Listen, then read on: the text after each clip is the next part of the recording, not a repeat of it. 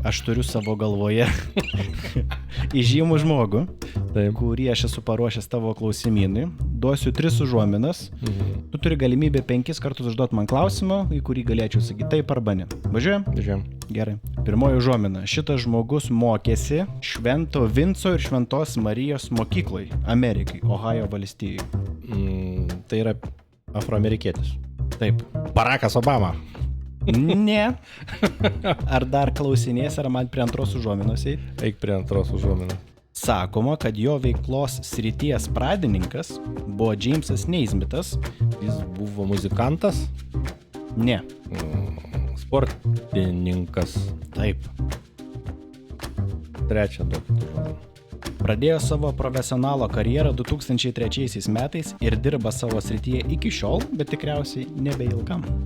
Aišku, čia bus krepšininkas. Ar tai krepšininkas? Taip. Jis Chicago Bulls žaidė. Ne. Los Angeles Lakers. Čia kelintas tavo? Gerai, viskas. Denisas Rodmanas. Bet dėl Lakersų aš tau atsakysiu. Taip. Sakyk. Žaidė Lakersuose. Šitas Magicas Johnsonas. 2003 metais karjerą pradėjo. LeBronas Jamesas. Taip, jūs esate teisus.